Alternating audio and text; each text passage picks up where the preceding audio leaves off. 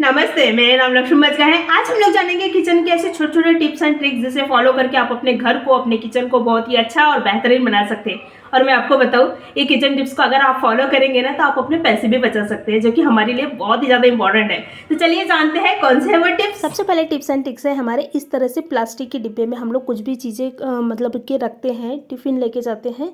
तो ये क्या हो जाता है, ये इस तरह से ना ऑयल का जो ये है वो ऑयल रह ही जाता है और इसके स्मेल बहुत ज़्यादा रह जाता है। भाई इसके स्मेल को ख़त्म कैसे करना है, तो करना क्या है, न्यूज़पेपर लेना है। आपके पास में नॉर्मली न्यूज़पेपर रहता ही है। न्यूज़पेपर क्या करती है, एक अब्जॉर्प्शन का काम करती है, एब्जॉर्ब करने का।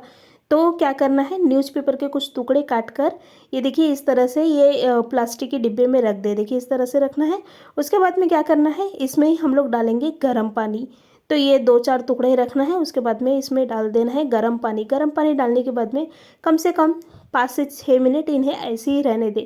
इससे क्या होती है, इसकी बदबू और जो स्मेल रहती है वो पूरी ख़त्म हो जाती है और एक अच्छा स्मेल आती है, क्योंकि पेपर जो है वो मतलब कि अब्जॉर्प्शन का काम करती है।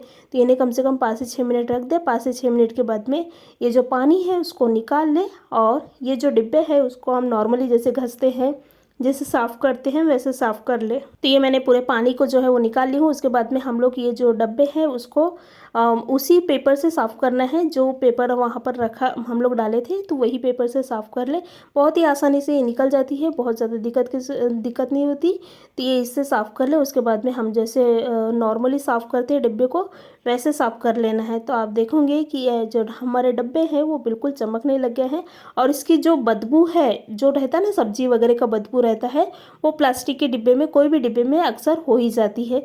तो आप इस तरह से प्लास्टिक के डिब्बे को जो है ना वो साफ़ कर सकते हैं। नेक्स्ट हमारी टिप्स एंड ट्रिक्स है सेब को लेकर। अक्सर हम लोग सेब को काट देते हैं और जितना काटते हैं उतना हम कभी खा नहीं सकते। मतलब कि आधा कुछ जो हिस्सा है हम लोग रख देते हैं। तो रखने के बाद में क्या होता है, ये जो सेब है ना ये काले पड़ने लगते हैं। नॉर्मली ऐसे होता है, मेरे साथ तो हमेशा ही होता है। तो इसका भाई ये काले नहीं पड़ना चाहिए, उसके लिए क्या उपाय है तो मैं आज आपको बताऊंगी। तो सबसे पहले हम लोग सेब को जो है वो कट कर लिए हैं।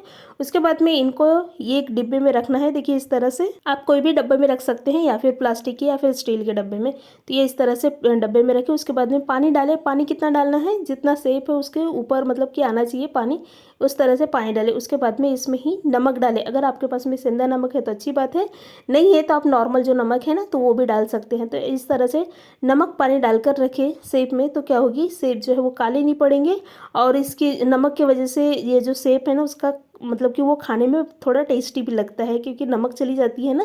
तो इस तरह से आप सेब को काले होने से बचा सकते हैं।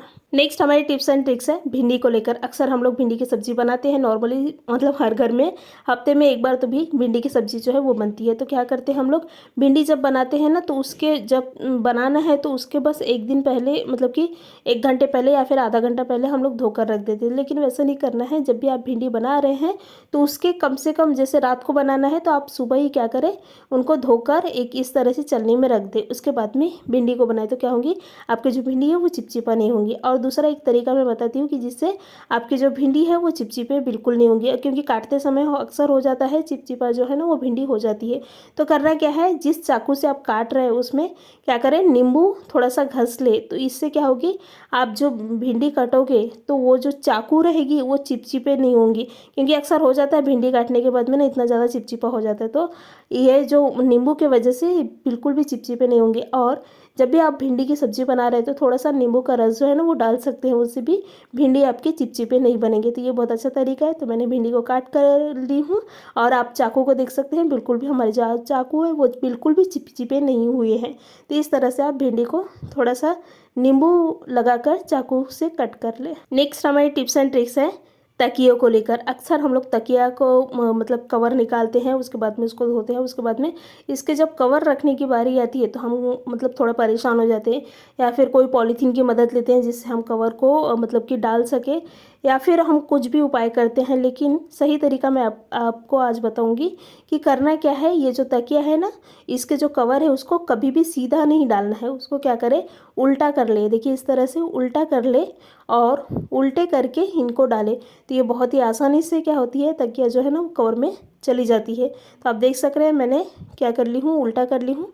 उसके बाद में इसके जो 2 कोने हैं उसमें हाथ लगा ले, देखिए इस तरह से, और इन्हें बहुत ही आसानी से डालें। तो ये बहुत ही आसानी से मतलब कि तकिया की जो कवर है वो चली जाती है, क्योंकि कभी कभी दिक्कत होता है ना हमको तकिया के कवर डालने में। इसी तरह से जो गद्दे रहते हैं ना, रजाई, हम लोग रजाई बोलते हैं, आप गद्दे भी बोल सकते हैं। तो गद्दे के भी कवर को इसी तरह से आप डालेंगे तो बहुत ही आसानी से गद्दे की कवर जो है ना वो चली जाती है, मतलब ज़्यादा दिक्कत नहीं होती। इस तरह से आप गद्दे की कवर को या फिर रजाई की कवर को या फिर पिलो कवर को आप इस तरह से डाल सकते हैं। तो इससे बहुत ही आसानी से चली जाती है और बिल्कुल भी कोई दिक्कत नहीं होती। तो आप देख रहे हैं कितनी अच्छी तरह से वो आसानी से हमारी जो कवर है वो चली गई है और बिल्कुल भी कोई दिक्कत नहीं है। नेक्स्ट हमारी टिप्स एंड ट्रिक्स है इस तरह से किचन टॉवल को लेकर। किचन टॉवल बहुत इंपॉर्टेंट रोल मतलब कि अदा करती है हमारे किचन में, क्योंकि अगर किचन टॉवल नहीं रहेंगे तो मुझे नहीं लगता कि हमारे जो किचन है वो साफ़ और सुथरा रहेगी। तो भाई किचन टॉवल साफ़ करने की काम करती है हमारे किचन को, तो ये बहुत इंपॉर्टेंट है। तो ये कभी कभी क्या होता है, ये जो किचन टॉवल है ना सूखते नहीं, और खाने जो हम खाने की चीज़ें पोंछते हैं इसको, तो इसकी जो बदबू है वो बिल्कुल जाती नहीं। तो भाई जाना चाहिए और सूखना भी जल्दी चाहिए। उसके लिए क्या उपाय करना है, हम लोग खाना बनाते हैं तो कुकर में अक्सर खाना बनाते हैं नॉर्मली, तो क्या करना है, जब कुकर बंद हो जाती है, मतलब कि कुकर की हम लोग गैस को बंद कर देते हैं, उसके बाद में कुकर काफ़ी वक्त तक क्या होता है गर्म ही रहता है। तो ये कुकर के ऊपर में आप इस तरह से ये किचन टॉवल को रख सकते हैं, जब भी गीला रहेंगी या फिर हम गीला कर देते हैं तब।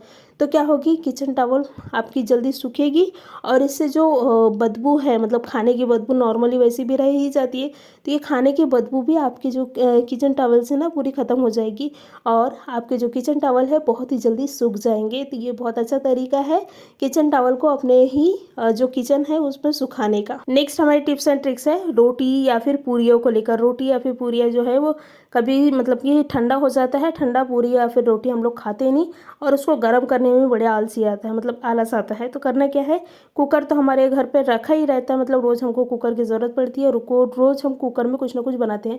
तो क्या करना है, कुकर के ऊपर ना आप रोटी को इस तरह से रख दें, तो कुकर गर्म रहता है। तो क्या करना है, तो गरम कुकर में ही ये जो रोटी है उसको रख दे। कुकर को बंद करने के बाद में नहीं, क्या गरम ही रहता, कुछ देर हम ऐसे ही रखते हैं। तो आप एक कुकर में के ऊपर में रोटी को रख दे, तो जो रोटी है ना वो अच्छी तरह से क्या होगी, गरम हो जाएगी और बिल्कुल भी आपको एक्स्ट्रा मतलब कि तवा चढ़ाओ फिर गरम कर लो, ऐसे करने की ज़रूरत नहीं पड़ेगी।